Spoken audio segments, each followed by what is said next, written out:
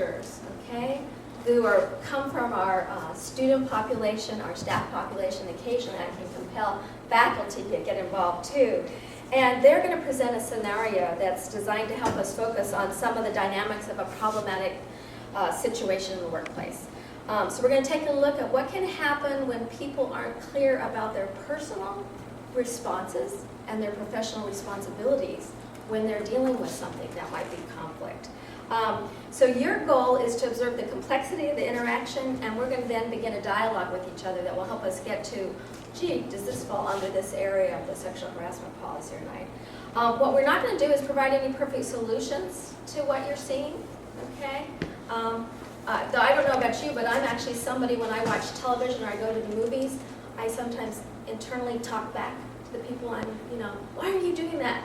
Of course, I hate that the music sometimes gives it away, but you'll have that opportunity. When the scene ends, we're going to facilitate a conversation between you and the actors in character.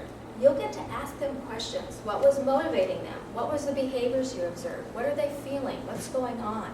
You'll get a chance to take it apart. What I typically see when I talk to you all, when you call my office and say, hey, can you guide me, something has happened, you've only heard from one person. Guess what happened to me today? Aaron, guess what happened to me today? These two people, blah, blah, blah, blah, blah. So you only have benefit, right, of their one perspective. You get a chance to watch the whole thing. So one of the things I would say to you, as you're watching this, think about the kinds of questions you might need to ask if you were responsible for responding to it in some level. So I want you to watch it very closely because we're going to take it apart. But can I ask you to watch it on another level as well? I want you to notice, if you can, what your personal sort of gut reaction is as this scene unfolds. What comes up for you kind of on an emotional level? Because I think we'll tease that out a little bit too. Are there any questions before we begin? Okay, we're going to be here until noon because we'll check off your full 2 hours. That's the requirement of the law, but I hope we're making it interesting and something that you'll enjoy.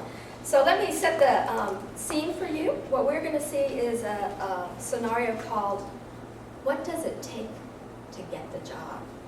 So a position is open in the department, and Julia and Lorna discuss the possibilities of applying for the position. Julia asks her manager, Bill, about the job, and he agrees to meet with her later that day to discuss it. What does it take to get the job?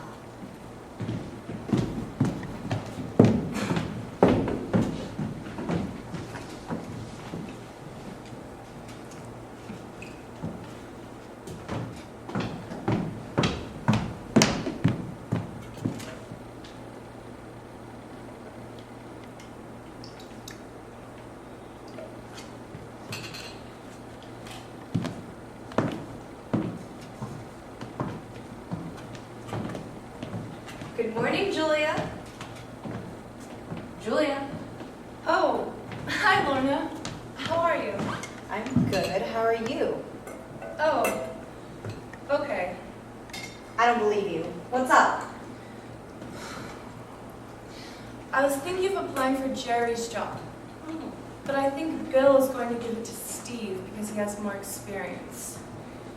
Girl, you mean he wants to give the job to Steve? I could do a better job than Steve. Hell, he wants experience. Our crazy old copy over there has more experience than Steve. I know, but Steve's been here longer and he's... A white male? I didn't want to say that. Look, Steve's a nice guy, and he'll go out of his way to help you. But we've all had to deal with angry customers when he forgot to fill out their paperwork, or didn't respond to their phone calls or emails. I know. I just don't know what to do. What you need to do is you need to go talk to Bill and find out what he's thinking. Don't try to guess, just ask him. I don't know. I always get nervous when I talk to him. I don't know. Like something weird is happening? His hands may not wander, but his eyes sure do. That's it exactly. I feel like I'm being inspected to see if I'm hot enough. That's Bill for you. But he'll never go beyond that point. You're not the first, and you definitely won't be the last. That's disgusting. He's smart enough to know where the line is, and he's never crossed over it.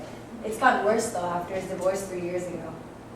Come to think of it, I don't really know. Has anyone ever complained? Only me.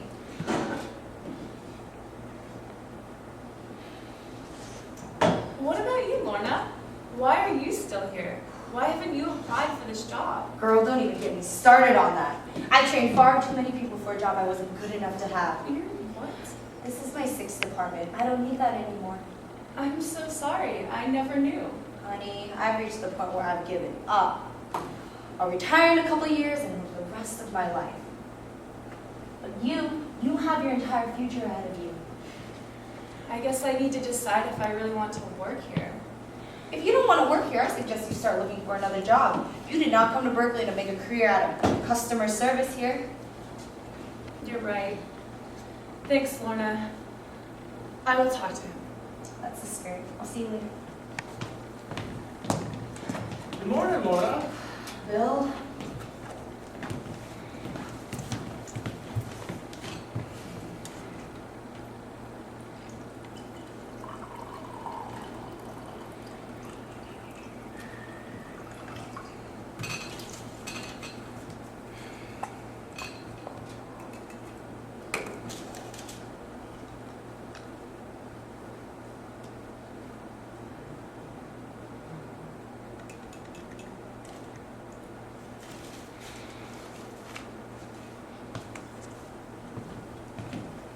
Hi, Bill.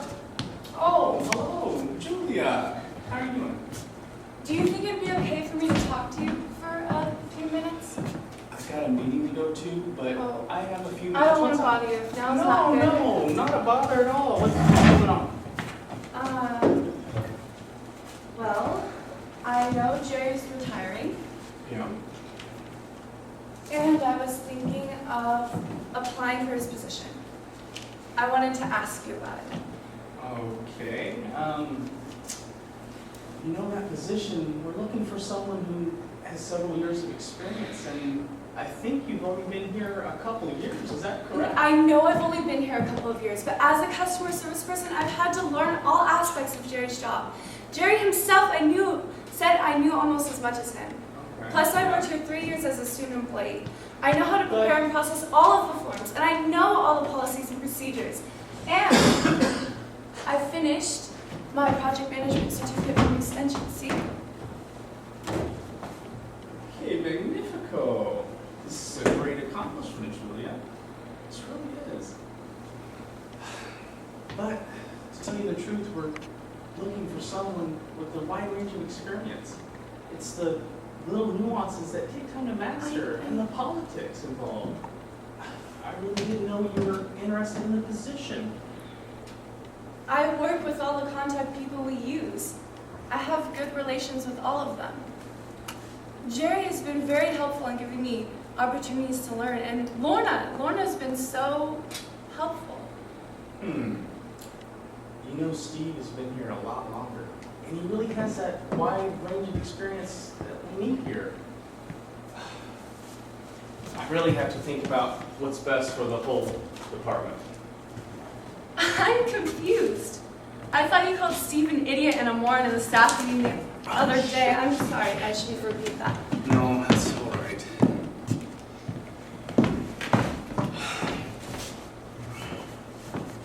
I was just frustrated about some minor mistakes he had made, but he really has the experience we need. To tell you the truth, I really don't know you that well. It seems lately you've been trying to avoid me. Perhaps if I got to know you a little better? Well, I try to stay busy when I'm at work, and you're usually in your office, so... My office door is almost always open. Especially for you.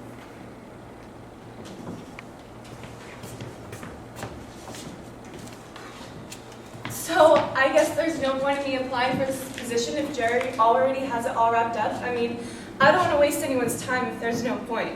No. Everyone should apply for this position. And may the best man win. Or woman. You really got what it takes to go far in this department. If you're willing. I'm not sure I follow what you're saying. Well, you work with me and I'll work with you.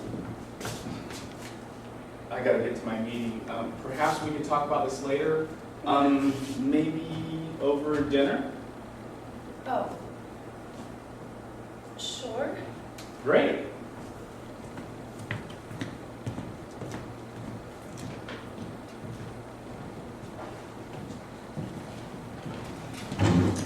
What does it take to get the job? Now's your opportunity. Yeah.